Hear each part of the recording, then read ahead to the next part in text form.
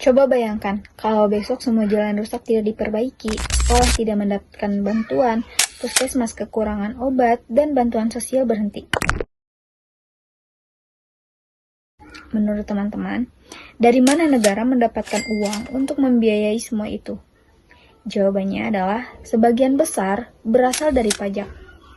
Mungkin selama ini kita menganggap pajak hanya urusan orang-orang yang sudah bekerja atau memiliki usaha. Padahal, tanpa disadari, kita juga sering ikut membayar pajak. Misal, saat membeli makanan, membeli minuman di kafe, membeli pakaian, pulsa, atau barang marketplace lainnya. Nah, pada kesempatan kali ini, saya akan membahas bagaimana pajak menjadi sumber utama pendapatan negara Indonesia, serta mengapa sekitar 85% pendapatan negara bergantung pada penerimaan pajak. Perkenalkan, nama saya Neni Naidah dari Program Studi Administrasi Bisnis kelas ABI 5.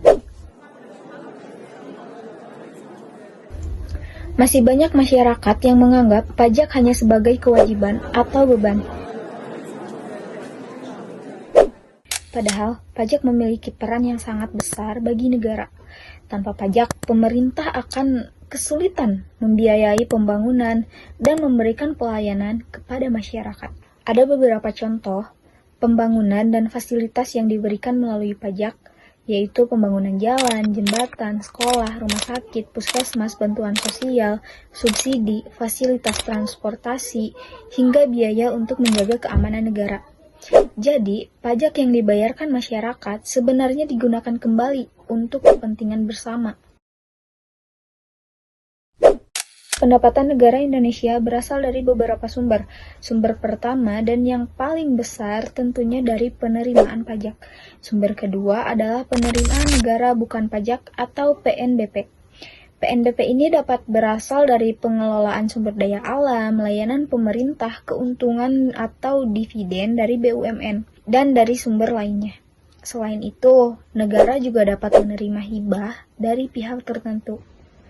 Dibandingkan dengan PNBP dan hibah, penerimaan pajak ini tetap menjadi sumber pendapatan yang paling dominan. Ini menunjukkan bahwa pajak benar-benar menjadi tulang punggung pendapatan negara Indonesia. Karena sebagian besar program pemerintah bergantung pada uang pajak, maka kepatuhan masyarakat dalam membayar pajak itu sangatlah penting. Penerimaan perpajakan sendiri tidak hanya berasal dari satu jenis pajak, ada beberapa jenis penerimaan yang termasuk di dalamnya. Contohnya adalah pajak penghasilan atau PPH.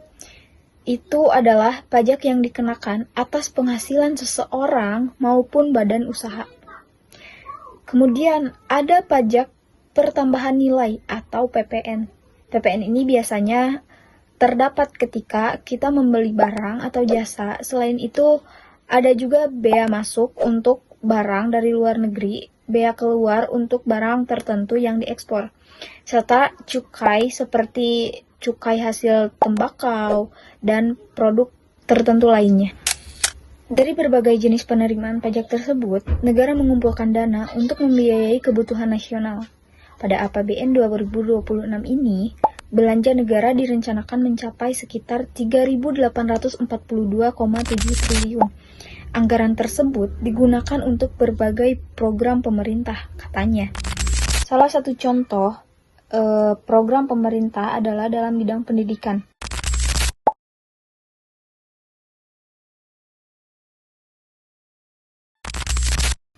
Pajak ini digunakan membiayai sekolah negeri, bantuan pendidikan beasiswa, pembangunan ruang kelas, serta peningkatan kualitas guru. Oleh karena itu, pajak memiliki manfaat yang sangat luas. Mungkin kita tidak selalu melihat secara langsung kemana pajak ini digunakan selain untuk menggaji para pemerintah. Tapi sebenarnya, banyak fasilitas yang kita gunakan setiap hari didukung oleh anggaran negara yang sebagian besarnya berasal dari pajak masyarakat. Walaupun pajak sangat penting, pemerintah pajak di Indonesia juga menghadapi berbagai tantangan. Salah satunya adalah masih adanya masyarakat atau pelaku usaha yang belum membayar pajak. Ada yang belum memiliki pemahaman tentang kewajiban pajak, ada yang merasa prosesnya rumit. Sekarang untuk beda, aku pakai KTP beda sama KTP ini kok nggak bisa bayar pajak? Ini loh Pak, apakah saya masyarakat? Ya, ini kan KTP asli lah, ini asli. Loh, kita kan cuma bayar pajak, kok kita diperumit? Kita mau bayar, kita bayar, bukan kita minta, kita bayar. Dan ada juga yang belum tertib dalam mencatat pendapatan usahanya.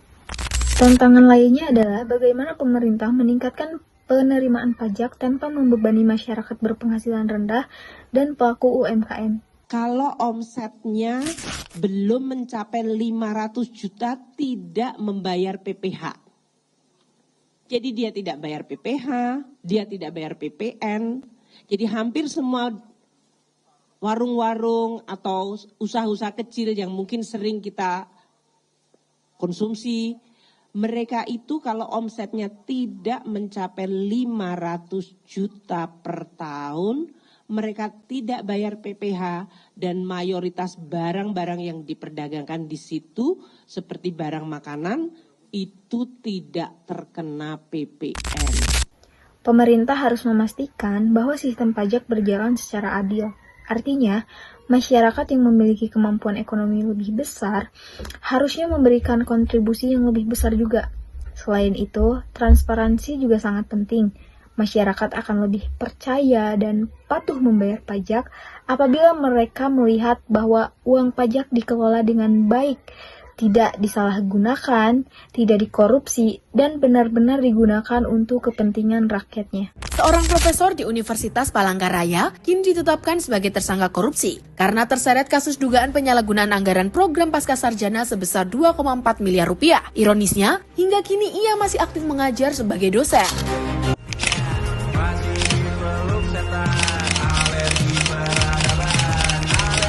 Sorotan berikutnya, Saudara, Harvey Moise divonis 6 tahun 6 bulan penjara dalam kasus korupsi timah yang merugikan negara 300 triliun rupiah.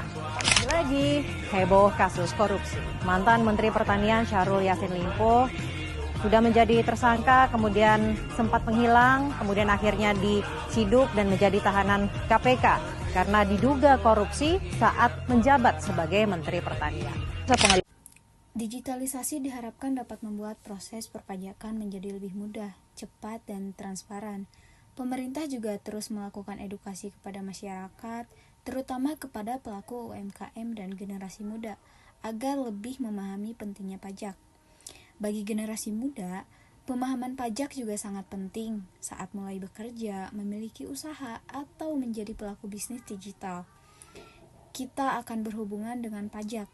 Oleh karena itu, sejak sekarang kita perlu memahami bahwa membayar pajak bukan hanya kewajiban, tetapi juga bentuk kontribusi untuk kemajuan negara Indonesia. Dapat disimpulkan bahwa pajak merupakan sumber utama pendapatan negara Indonesia. Pada APBN 2026, sekitar 85% pendapatan negara ditopang oleh penerimaan pajak. Pajak ini digunakan untuk membiayai pendidikan, kesehatan, pembangunan infrastruktur, bantuan sosial, keamanan, dan berbagai pelayanan publik lainnya. Oleh sebab itu, kesadaran dan kepatuhan masyarakat dalam membayar pajak sangatlah dibutuhkan. Namun, pemerintah juga harus memperbaiki sistem perpajakan agar lebih mudah, adil, dan transparan. Masyarakat juga perlu melihat bukti nyata di lapangan. Pendapat negara yang terkumpul harus dialokasikan secara tepat sasaran, mulai dari pembangunan infrastruktur pelosok, peningkatan mutu guru, hingga jaminan kesehatan yang merata. Ketika asas keterbukaan ini diterapkan, rasa saling percaya akan tumbuh dengan sendirinya. Pada akhirnya, kesadaran bernegara ini akan berubah menjadi sebuah kebanggaan, di mana setiap elemen bangsa merasa memiliki andil bersama dalam mendanai pembangunan dan mengentaskan kemiskinan demi masa depan yang lebih cerah.